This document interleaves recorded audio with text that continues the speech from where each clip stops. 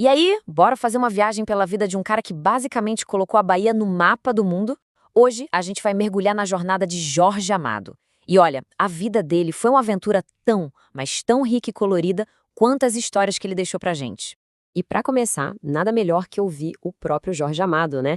Essa frase aqui, ela é a chave de tudo, de verdade. A vida dele não foi só sobre sentar e escrever, não. Foi uma verdadeira saga, sabe? Cheia de cheiros, de cores, de gente, tudo com aquele tempero forte da sua amada Bahia.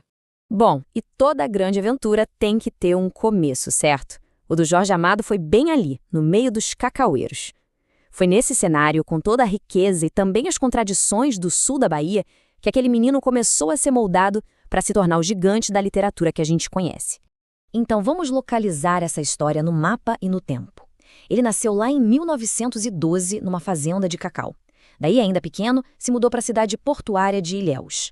E com 11 anos foi estudar na capital, em Salvador. Guardem bem esses nomes: Itabuna, Ilhéus, Salvador. Esses 3 lugares, nossa, eles foram a base, o alicerce de todo o universo que ele criou nos livros. Dá para imaginar como era o mundo da infância dele? Aquele cheiro de chocolate pairando no ar, sabe? O verde sem fim das plantações de cacau. Mas o que pegou ele de jeito mesmo foram as pessoas. As vidas daquela gente simples, dos trabalhadores da terra. Isso ficou gravado na memória dele para nunca mais sair. E foi justamente a partir dessas memórias que ele encontrou a sua vocação. Ele percebeu que não ia ser só mais um escritor. Não, ele ia ser a voz do povo brasileiro. E essa jornada começou cedo, viu? Com só 14 anos, ele já estava lá, ajudando a fundar a Academia dos Rebeldes. Pô, o nome já entrega tudo, né? Era um bando de jovens querendo chutar o balde, romper com a literatura tradicional e escrever sobre o Brasil de verdade, de um jeito totalmente novo. Essa frase dele aqui é praticamente uma declaração de missão, sabe? Ele virou as costas para aquelas narrativas de contos de fada, de lugares distantes. O foco dele, a paixão dele, era outra coisa, completamente diferente. Então, para quem ele decidiu escrever? Para os marinheiros, para as cozinheiras, para os pescadores, para as crianças de rua. Resumindo, para o povo. E pensem bem, numa época em que a literatura brasileira só olhava para a elite, ele foi lá e deu o palco principal para quem quase nunca tinha voz. Isso foi revolucionário. Ok, agora a gente entra no coração da carreira dele. Uma fase que teve de tudo. Obras-primas, claro, mas também muita luta, muitos desafios e, no final, a glória.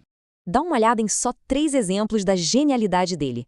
Capitães da Areia, aquela história que aperta o coração dos meninos de rua de Salvador. Depois tem Gabriela, Cravo e Canela, que é pura alegria, uma festa da cultura de Ilhéus. E, claro, Dona Flor e seus 2 maridos. Uma história tão, mas tão divertida e querida que virou filme, peça, foi para todo lado. E não pensem que esse sucesso todo ficou só aqui no Brasil, não. As histórias dele cruzaram o mundo.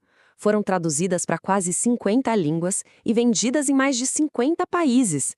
É incrível! Ele pegou a Bahia e transformou num cenário universal. E ele fez muito mais do que só contar histórias, né? Ele literalmente exportou a alma da Bahia. O candomblé, a capoeira, a culinária, toda aquela riqueza cultural da terra dele ganhou o mundo por causa das palavras que ele escreveu. Só que ter essa voz tão poderosa teve um preço, e foi um preço alto.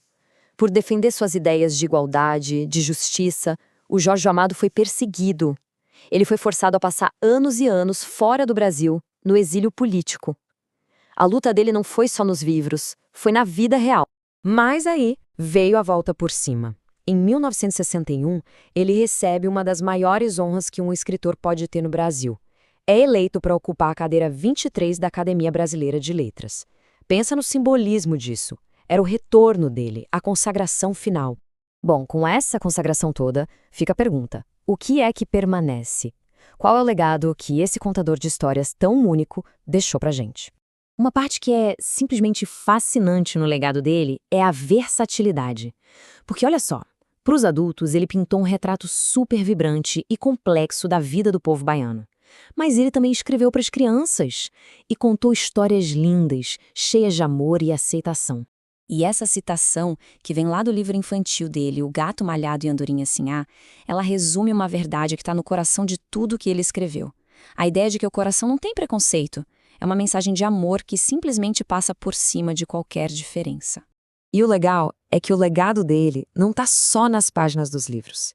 Ele continua vivíssimo lá na Fundação Casa de Jorge Amado, em Salvador. É um espaço que cuida da obra dele e garante que essa aventura toda continue inspirando quem vier pela frente.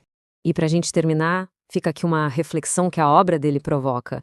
Se o coração não tem preconceitos, como ele fez questão de nos ensinar, que outras histórias será que o mundo ainda precisa ouvir para entender isso de vez? A obra de Jorge Amado nos deu um caminho, sabe? E a jornada, essa continua.